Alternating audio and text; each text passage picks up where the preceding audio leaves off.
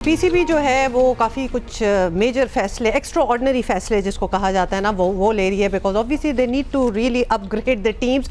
अब फैसले कुछ ऐसे हो रहे हैं जैसे कि बांग्लादेश में होने वाले अगले महीने ना 2 टेस्ट मैचेस हैं। अब उसके लिए ये फैसला किया गया है कि सरफराज अहमद जो हैं वो उस टेस्ट के लिए उस टीम के हेड कोच होंगे। So Sarfaraz Ahmed is going to be the head coach, Asad Shafiq is going to be the batting coach and Umar Gul will be the bowling coach. ये सारा कुछ आपने बता दिया। और 16 रुकनी टेस्ट स्क्वाड में 4 नए खिलाड़ियों को भी मौका दिया जा रहा है, जिनमें अब्दुल्ला फजल हैं, इमाद भट्ट हैं, अजान अवैस हैं और गाजी गौरी हैं। इनको पहली बार शामिल किया गया है। सरफराज अहमद को हेड कोच बनाए जाने से मुताल्लिक क्रिकेट के हलकों में मिला जुला रद्द-ए-अमल देखा जा रहा है। बास क्रिकेट माहिरीन ये समझते हैं कि सरफराज अहमद को कोचिंग का इतना तजर्बा नहीं है जितनी बड़ी जिम्मेदारी उन्हें दे दी गई है। लेकिन दूसरी तरफ ऑब्वियसली बहुत से लोग इसको सराह भी रहे हैं कि पीसीबी का ये अच्छा फैसला है, हिमायत कर रहे हैं इसकी, क्योंकि वो मेहनती तो हैं और डेडिकेटेड भी हैं। एब्सोल्युटली। और क्रिकेट में बतौर मेंटोर भी अपने फराइज सर अंजाम दे चुके हैं।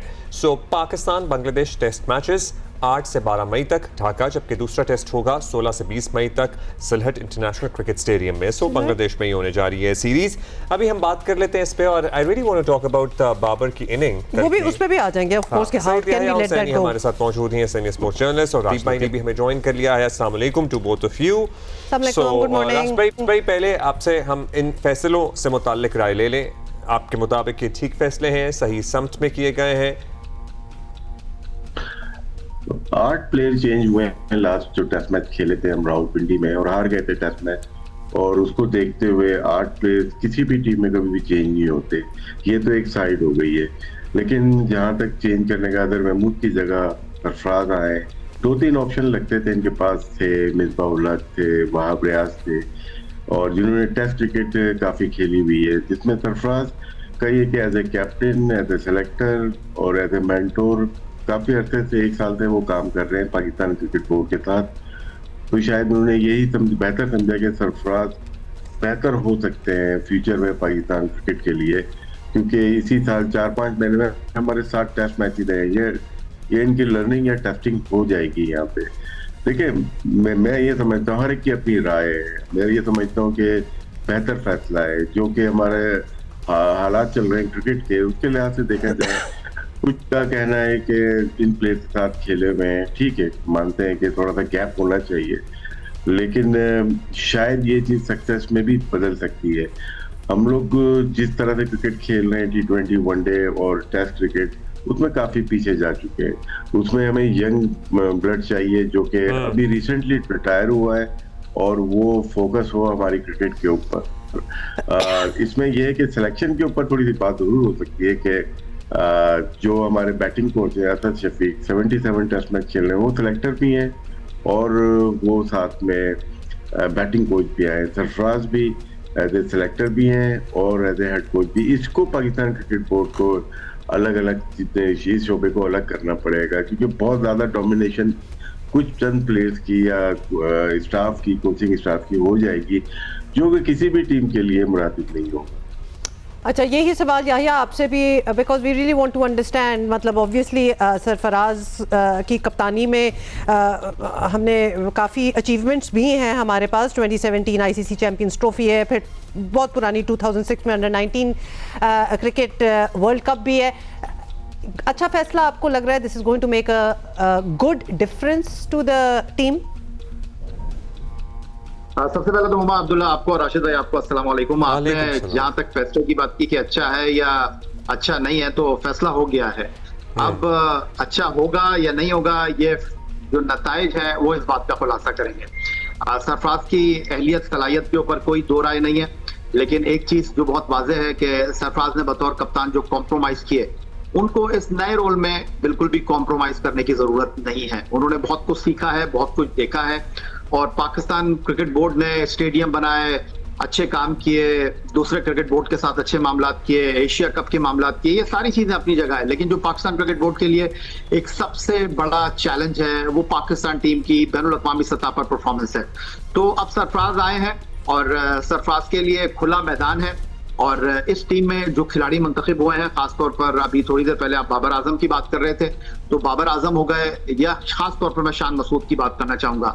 उनको अब अपनी इस परफॉर्मेंस को इंटरनेशनल क्रिकेट में ट्रांसलेट करना होगा। इंटरनेशनल क्रिकेट में उनकी परफॉर्मेंस का ये मेयार नजर आना चाहिए। वो अच्छा करेंगे तो वो टीम में रहेंगे। सरफराज ने अपनी मर्जी की टीम ली है, उमर गुल उनके पास आए हैं, असद शफीक उनके पास आए हैं, राशिद लतीफ साहब ने जो खास तौर पर असद शफीक के हवाले से बात की। सिलेक्शन मेरी अपनी जाती राय है, चले सिलेक्शन की हद तक तो ठीक है, बट बाकी रोल में इनको नहीं होना चाहिए, क्योंकि Asad Shafiq as a women selection committee team की परफॉर्मेंस आपके सामने है, आपके सामने जो पाकिस्तान टीम की परफॉर्मेंस है वो आपके सामने है। तो मैं ये नहीं कह रहा कि ये कोई जादू का चिराग नहीं है, रगड़ा परफॉर्मेंस हो गई, लेकिन ऐसे कुछ प्लेयर हैं, खासतौर पर मैं बाबर आजम की और शान मसूद की बात कर रहा हूं, इनके लिए ये बहुत इंपॉर्टेंट है।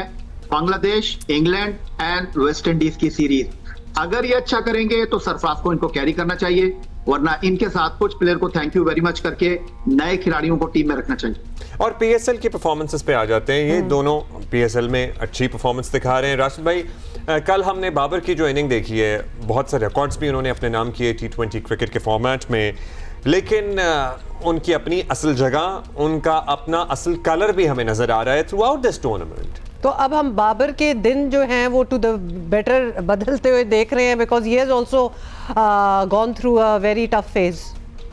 अच्छा, एक राय ये भी थी, और अच्छा राशिद भाई, एडिंग टू दिस, हुमा का ये ख्याल था और या फिर कुछ और दोस्तों का ये ख्याल था कि बिकॉज स्टेडियम खाली और बाबर की इतनी बड़ी फैन बेस है, मेरा बिल्कुल ये ख्याल नहीं था, और तो फैन बेस का प्रेशर होता है, इसलिए वो बहुत अच्छा खेल रहे हैं, because there is nobody in this stadium. I never said that Rashid भाई। मैं समझ सकता हूँ। इसमें बाबर का हमने पहले भी जिक्र किया था कि जो उनकी प्रैक्टिस का मेथड है वो चेंज हुआ था वर्ल्ड कप से पहले। वो पावर हिटिंग की बहुत ज्यादा प्रैक्टिस करते हुए नजर आए होंगे आपको, प्लास्टिक बॉल, हार्ड बॉल से, साइड आर्म से बहुत जोर से हिट मार रहे थे। इस पीएसएल में टोटली चेंज नजर आए, टाइम कर रहे हैं, उनको नो डाउट बहुत बेनिफिट हो रहा है कि ऊपर से 2-3 ओवर खेलते हैं हारिस, और वो अच्छा स्टार्ट दे देते हैं। उसके बाद मेंडिस है, वो अच्छा खेल रहे होते हैं साथ, और उनकी पार्टनरशिप, बिगेस्ट पार्टनरशिप पीएसएल की 5 है, जिनमें से 4 में बाबर का हिस्सा है। लेकिन कल की इनिंग्स की बात करते हैं, नॉर्मल बैटिंग की उन्होंने, बहुत हार्ड हिटिंग बैटिंग नहीं की, नॉर्मल बैटिंग 52 बॉल पे उन्होंने 100 रन बनाए। तो यही तो था कि जो एक क्लासिक बैट्समैन होता है वो पावर हिटिंग में कन्वर्ट नहीं हो सकता। हाँ, वो रियलाइज कर सकता है कि मैं कितनी डॉट बॉल खेल रहा हूँ। कल वो 1 डॉट बॉल खेली है उन्होंने, यही तो सबकी शिकायत थी कि आप 15 डॉट बॉल ले लेते हैं, 15 को कन्वर्ट करते हैं 15 रन या 20 रन में कन्वर्ट करते हैं, तो वो जो 60 बॉल पे आप 80 करते थे वो अपने 52 बॉल पे 100 करती है। तो उन्होंने सिर्फ ये किया कि अपने पुराने गेम पे वापस आएंगे, टाइम कर रहे हैं बॉल को, फास्ट बॉलर को पावर प्ले में टाइम करते हैं चौके पे। उन्होंने कल उस्मान तारिक और अबरार को टेक किया, उन्होंने मारा है उनको, और वही मार सकते थे क्योंकि उनको बहुत आइडिया है खेलने का, नेट्स वगैरह में खेलने का बहुत आइडिया है। तो बाबर को कुछ चेंज करने की जरूरत नहीं है, नॉर्मल क्रिकेट खेले जिस तरह काफी लोगों ने, जो कि हम ही लोगों ने उनको, मुझे लगता है जरा दबाव का, प्रेशर का दबाव भी बढ़ाया हुआ था स्ट्राइक रेट को लेकर।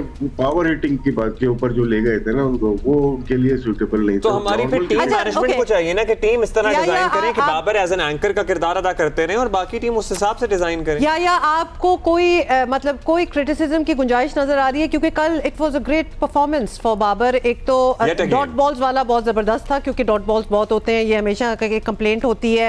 एवरेज अच्छी थी, strike rate was good, everything fail into place. क्या मुख्तलिफ हुआ जो बाबर एकदम से अपनी पुरानी फॉर्म में नजर आए? देखिए, सबसे पहले तो ज़ल्मी के फैंस को, बाबर के फैंस को बहुत बहुत मुबारकबाद। बहुत इंतजार कर रहे थे इस परफॉर्मेंस का। और आप जब बात करते हैं बड़ा खिलाड़ी परफॉर्म करता है तो उसकी टीम भी खड़ी होती है। पेशावर ज़ल्मी आपके सामने एक जिंदा मिसाल है, अब तक टूर्नामेंट में नाकाबिल शिकस्त है। और बाबर आजम ने नेशनल बैंक क्रिकेट स्टेडियम में कन्वेंशनल बैटिंग की है। उन्होंने, जिस तरह राशिद भाई ने कहा, कि आउट ऑफ द बॉक्स कुछ करने की कोशिश नहीं की, और यही चीज उनकी कामयाबी की जमानत बनी। उन्होंने 400 किए, कौशल मेंडिस ने अभी तक 400 रन किए हुए हैं, और दोनों के दरमियान 400 रन की पार्टनरशिप है। तो राशिद भाई ने जो बात की है बिल्कुल ठीक कही कि बाबर की बैटिंग तो आपको नजर आ रही है, लेकिन यहाँ पर आपको छोटी छोटी इनिंग नजर आ रही है। हारिस की जो प्रेशर एब्जॉर्ब कर रहे हैं, उसके बाद कौशल मेंडिस जिस तरह चीजों को लेकर चल रहे हैं, ये सबसे इंपॉर्टेंट चीज है। लेकिन ये सबसे अच्छी बात है कि बाबर आजम परफॉर्म कर रहे हैं, और बाबर आजम जिस तरह खेलते हैं उसी तरह उन्होंने खेलने की कोशिश की है, कुछ अलग करने की कोशिश नहीं की है। लेकिन अब ये टूर्नामेंट ऑन है। जिस दिन कौशल मेंडिस रन नहीं करेंगे, जिस दिन जल्मी का टॉप ऑर्डर रन नहीं करेगा, तब पता चलेगा कि जल्मी ने बहुत ज्यादा अच्छी क्रिकेट खेल ली है, जल्मी कहाँ स्टैंड कर रही है। That's right, दूसरी जो सबसे absolutely. important बात है, जी, हम बार-बार ये briefly. बात करते हैं कि जी. जब बाबर परफॉर्म करेंगे तो टीम परफॉर्म करेगी। अब बाबर की ये परफॉर्मेंस हमें इंटरनेशनल क्रिकेट में कन्वर्ट होती हुई नजर आनी ये चाहिए। बिल्कुल ऐसा ही है, दैट और is the need of the moment as well. Bowling lineup के सामने ये परफॉर्मेंस दी है। थैंक यू याया, थैंक यू राशिद भाई, that's all the time we बहुत शुक्रिया राशिद अच्छा भाई। हमने ब्रेक लेकिन शान मसूद का भी हमें तारीफ करनी है, मतलब वो भी एक निखर के सामने आ रहे हैं and he is really performing the best of his career He is. In this PSL 11।